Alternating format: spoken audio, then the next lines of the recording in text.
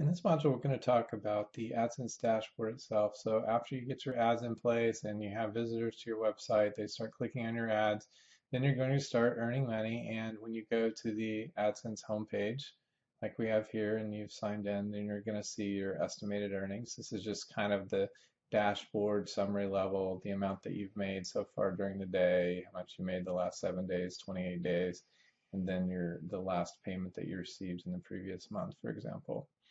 Um, so we don't spend a lot of time on this homepage summary. Where we spend most of our time is in something called performance reports. When you open up the performance reports, you see that on the left there are a lot of different kinds of reports to select for the entire account by day, the various websites if you have more than one website, countries, ad units, and platforms. Ad units are the individual ads that you've created. Platforms are the different device types, whether it's desktop, tablet, or mobile.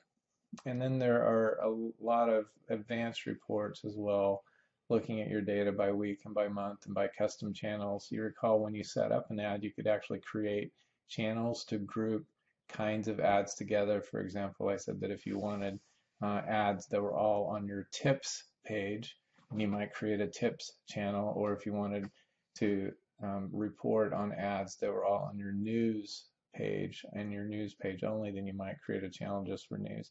Those are just some examples of kinds of channels that you might use. And then the ad types. Um, this will be well, we'll take a look at a few of these, but I just want to kind of give you a quick overview. Ad sizes, you can report on those so you can find out which size of ads are doing better than others. So let's just kind of look at the very first report that we get presented with just sort of by default. And here you have the estimated earnings for this time period. In our case, we're looking at today. Let's look at this whole month of March. Um, so we're looking at, this is the amount that we've earned so far during the month. It's the number of page views and the number of impressions. As you see, the impressions are about 3 times bigger than the page views. That's because we have approximately 3 ads per page, and so this is counting how many ads actually get displayed to users, the total number of times people have clicked on our ads. And then the RPM is the amount that we've earned per 1,000 impressions of our ads, or rather for 1,000 page views of our ads. And then this is the amount that we earn per 1,000 impressions of our ads. And the active viewable this is the percentage of ads that were actually able to be seen by a user on our site. Now, why would that not be 100? How come not all of our ads are able to be seen? And that's quite simply because users don't always scroll down to see all the ads on your page. So at any given time, you have ads that are never seen by users because they never scroll down. So that's kind of the simple explanation. And this is the combined earning of all kinds of earnings. But here we have different tabs like clicks and views. These are the most important ones. You earn money in 2 ways. One is by clicks, and this is pretty clear. So like on this particular site, we had 13,000 clicks. They were clicked on 2.23% of the time. So this click-through rate is a pretty important number. And obviously when you move ads around on your site, you will change the click-through rate. If you put the ads in bad positions, you'll have a worse click-through rate. If you put them in good positions, you'll have a better click-through rate. And there's some other things that affect click-through rate that are outside of your control. For example, if Google starts showing ads that aren't pertinent to your visitors or are lower quality ads because they think that maybe you have a lower quality site and they're saving their higher quality ads for other sites, then you could see a lower click-through rate. And certainly in that case, you would also see a lower revenue per click. This is actually CPC, which stands for cost per click, but from your perspective, it isn't cost, it's actually income. So this is like a revenue per click number. So on this site earned 17 cents for each click. And we also made $3.87 um, per page view, per 1,000 page views. So, you may recall this number is different than the number we saw over here, which was like 7.68, but that's because this is only for revenue that's coming from clicks on ads. And there's another category of revenue that's not clicks, but views. So, so when we also get paid uh, in some cases for simply showing ads to people, whether they click on them or not. And we don't have any control over that. Google decides which ads are in one category or the other, and they're just based on relationships that they have with their advertisers. So just want to kind of go back to this overview and then scroll down and show you what it looks like in the table below. There's a graph, and this is earnings. And then in the table, it shows how many page views we have, how many ad impressions. Again, for this site, we have about 3 ads per page. Occasionally, there might be a really short page, and so we might only display 2 ads on that, so it won't be exactly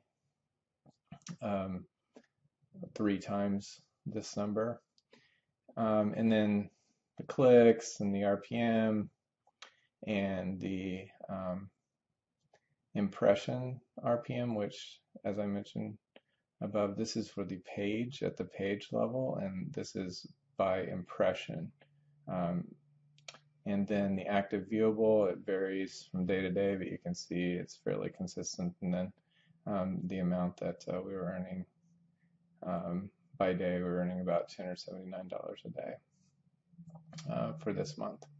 So that's kind of the basic dashboard report, but let's take a look at ad sizes. This can be instructional, except that in this case, it's not instructional because all of our ads are of the responsive size, which means that it changes shape and size based on device. So for your site, if you have selected different sizes, then those would show up here. Like you might have the 336 by 280 and the 728 by 90, and you might have responsive, in which case you'd have 3 different line items here. Targeting types is another interesting report. This shows the split between interest-based ads, which I explained to you earlier. These are the ads that kind of follow people around based on what they've been searching for. And so in this site, you can see that a lot of the ads are actually interest-based, 55%, 56%, and that's pretty high. Most websites are not running nearly that high for interest-based ads. And then the other category, contextual, this is the more typical kinds of ads. These are the ones where Google tries to figure out what your page is about and displays ads that are related to the content on your page. And then placement ads, this is a very small category on this site, and what that means is that that advertisers have actually located your website, and they specifically have put an ad on your site, not just generically targeting keywords, but actually targeting your specific site.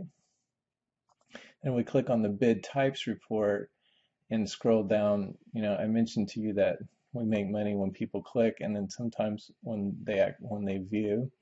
And so this is the money that came in. Obviously, the vast majority is for click-related ads, and then there's a little bit of money in per-view ads as well. If we click on ad networks and scroll down, you'll see that the vast majority of the money is coming directly from Google AdWords. As I explained earlier in the course, AdWords is for the advertiser, where they're actually buying ad space, and of course we are the publisher and we're getting paid in this case, and we use Adsense. And then there's a tool called Bid Manager that's also run by Google, and people can send their ads through that to us. And then there are quite a number of other ad networks that collaborate with Google, and so they are not Google themselves, but they collaborate with Google and use their platforms, the Google platform, to display their ads. So those are some of the primary kinds of reports, and you can look at these, and a lot of them are self-evident what they are, but here's kind of the weekly report. Since there's only been 2 weeks this month, that's all you see there. And of course, you can set up your own reports if you like by clicking on New Report. There is one column that we haven't talked about, and it's called, first we're going to go back to days, and then I'm going to show you, it's called Custom. And when you create a custom report, you get to pick from a list of what you want to display. And so in this case, I have a custom report set up, and it only has one column. The column is called coverage. And I just wanted to explain coverage to you, which is why I set this report up. Coverage is the percentage of the time that Google actually fills up an ad space with an ad. There are situations when Google just simply doesn't have a good ad to put on your site at that particular time, when they'll actually leave that spot blank. You recall that when we set up an ad, there was an area on the screen called backup ads, and that's when you're telling Google what to do when it doesn't have an ad to display. And sometimes it leaves it blank, or other times you can tell it to display an ad that you give it yourself. And in order to do that, you actually have to create an image and create a URL to store that image, and then Google will go get that image from that URL, and you can look that up online on how to do that. But the point here is that you want to have coverage rates like this that are in the high 98, 99 percentile, because what that means is that only 1% of the time did Google not have an ad to show your users. And clearly, if you're seeing lower numbers, then you're missing a lot of opportunity to show ads to other people. So I just wanted to point that out. And the way you would do that is when you create a custom report for the first time, it lets you select a column like coverage, and you could select any of these other columns that you find on other reports as well, just to kind of customize a report for you. Now there's a section called Allow and Block Ads, and you can select categories of ads that you want to display or not display on your website. And then there's some information about the kind of traffic from the last 30 days and how the amount of traffic relates to the earnings that you've made for that particular category. Now, whereas it may seem tempting to really manage this and go through here and allow and block various categories, the truth is that for the vast majority of people, the vast majority of time, you lose money when you start trying to block things yourself and to try to micromanage Google. You're much better off letting Google select the ads themselves. Now, there are some exceptions to that guidance. One of them is that you may have competitors who are targeting ads to be put on your site, and if you're looking at your site and you see your competitors' ads showing up and you don't want to display them, then you can find settings in here to block those ads. You can block very specific ads, or you can just block entire categories of ads. You may also have some ethical issues. There may be some categories of ads that you simply don't want to display on your site, and if that's the case, then you can locate those in this section. Now, in this course, I'm not explaining how to set up Google Analytics on your website. You'll have to find that in another course, but once you have Google Analytics set up on your site where you're actually tracking all your visitors and the pages that they're going to, and when you have Adsense set up as well, you can link your Adsense account to your Google Analytics account, and you do that on this home page in the dashboard where it says Integrate with Google AdSense. You just click that. And then, as you see here, it says you must be an administrator of a Google Analytics account to integrate it with this AdSense account. So you need to have already set up an analytics account. Now, in this particular situation, there is not an analytics account set up, so I can't demonstrate that for you. But if you did have one set up, then it's going to list the account that it found for you, and you'll simply select from the pull down menu the right account and the right analytics view, and then click submit that you want to link those things together. And I'll show you what it looks like after you've done that. Let me bring up an analytics account. And the huge advantage you'll find to linking your Analytics and AdSense accounts together is that Analytics will then show you the revenue per page on your website. So these are the different pages on this particular website, and it shows how much money each page has made. And of course, at the page level, you can tell how good the click-through is. This is publisher click-through rate.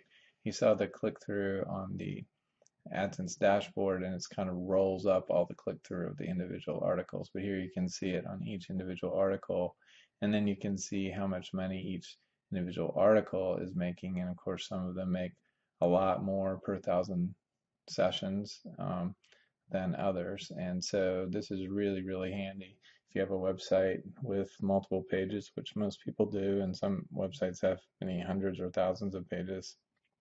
And you can see exactly what percentage of your revenue is coming from each page, and you can use this to optimize pages that are not performing very well from an AdSense point of view.